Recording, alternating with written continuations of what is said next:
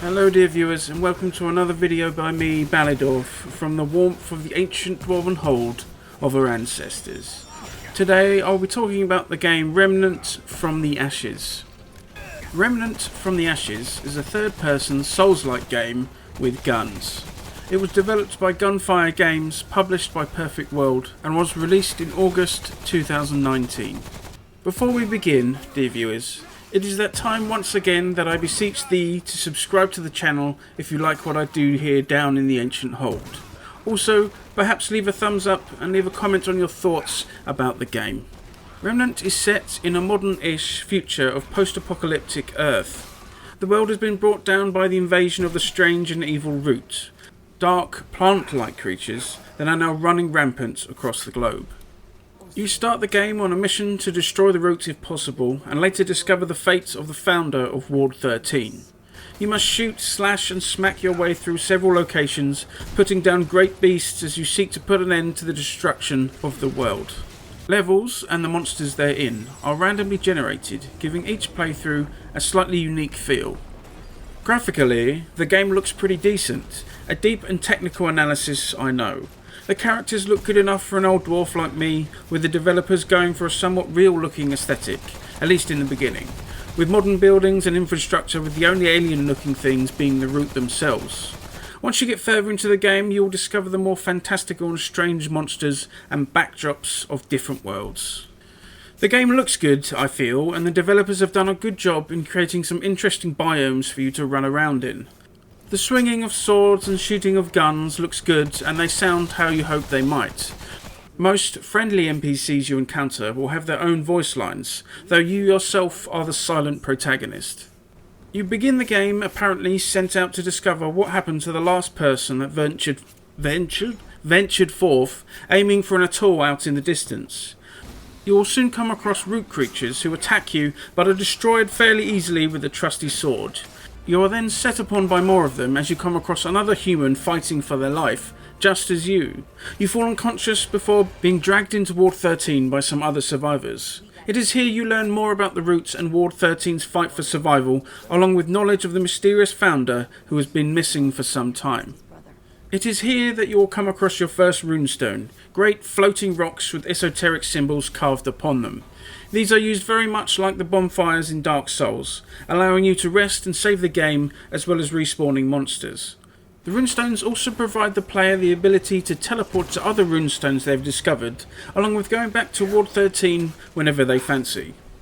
In the beginning, you are allowed to select from one of three archetypes, similar to classes. There is the Scrapper, which starts with thick armour as well as a shotgun and a big hammer, aimed at those players wishing to get up close with the enemy.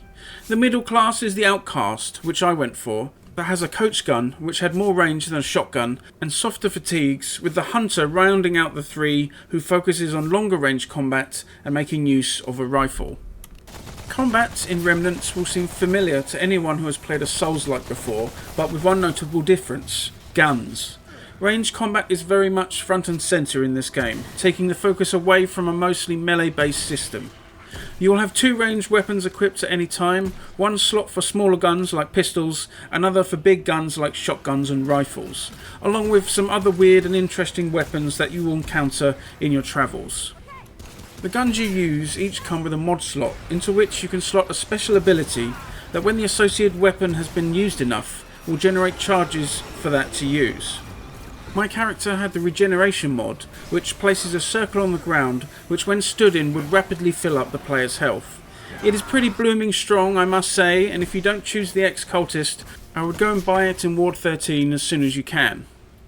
You can buy any of the other classes' gear in Ward 13, which is the only difference between them at the start, so if you decide you want to change your loadout, it will be a simple thing to do. The combat feels visceral and chunky. There is good feedback when connecting with a weapon, especially when you hit a monster's weak spot. This is massively important, and I'm glad that they have done so well with it. If the fighting in game was naff, then it wouldn't matter what the rest of the game was like, as this is what the game is all about, besides the story. As you can imagine, there is a lot of movement involved when engaging with baddies. They will swing at you, inflicting great damage if they connect, but telegraphing as they do so, allowing you to figure out what's coming and make preparations to get out of the way as quick as you can. As you acclimatise to the combat in the game, you'll become accustomed to the ebb and flow of it as you move around and dish out death to those lonesome baddies. When you kill baddies and complete certain tasks, you will gain experience points. When you have gained enough, you will, says this good dwarf, increase in level. With each level achieved, you will gain 1 trait point. These can be allocated to any traits that you have acquired, and acquiring them is done through performing specific actions like killing certain bosses or defeating monsters in a certain manner, or using certain skills or abilities numerous times. Each of the traits increase some statistic or attribute by a certain amount. You can increase your maximum health, reload speed, melee damage and range damage taken, to name a few. This allows the player to build their character in a way of their choosing. I chose to build mine as a mid-range slugger who made use of powerful ranged weapons with a high health and a very fast reload speed. One thing which I didn't like so much about the trait system was that I unlocked some of the more preferable traits quite late in the game. If I'd gotten them sooner, I would have definitely prioritised those over the other traits I took. Paired with the inability, on your first playthrough at least, to respec your character, this could be quite annoying. As well as increasing your traits, you will come across materials in game that when taken to a certain NPC in Ward 13 will allow you to upgrade the damage of your weapons and the strength of your armour. This allows your starting equipment to remain relevant throughout the game. This is not to say, of course, that you will only ever be using that which you begun the adventure with. No, dear viewers. You will come across new weapons hidden around the world, waiting for you to discover them. Most bosses will also drop an item of some sort, which can be used to create new weapon mods and entirely new weapons as well. The acquisition of weapons and trait points feels about right. What also feels right is monster diversity and the backdrop in which you do battle with them. There is useful variance in scenery as you fight through different worlds and biomes, gladly bringing freshness to proceedings. The monsters too, in each new place, are entirely new models rather than generic ones to be used again throughout. The boss fights themselves are challenging but not unfair, though the first archer boss thing I fought was kind of unpleasant. You can encounter them at a decent pace too, which helps to break up the pace of fighting through the lesser monsters. There are also survival-like boss rushes, where waves of root or whatever other monsters descend upon you, only abating once a certain amount of time has passed. Remnant is a solid game and a good addition to the Souls-like genre. The ranged combat makes it feel quite unique, from what this old dwarf has played at least, and the combat feels good and chunky. There were a few times I got frustrated with proceedings, some boss being annoying or being swamped by enemies, but on the whole I had a good time with this game. The customization of your character feels good, though as mentioned I wonder perhaps if I had certain traits earlier on I could have finely tuned my build a bit more. The game doesn't outstay its welcome either, not being too long but succinct enough not to become boring or lose your interest. Knowing how long to stick around is always a good thing. Because there might be ninjas. I'm not sure who that was. Anyway, usually for some reason when I play some Souls-like games I get a bit stressed. I think this is because of me being aware of my character's chance to be killed very quickly and easily at any moment.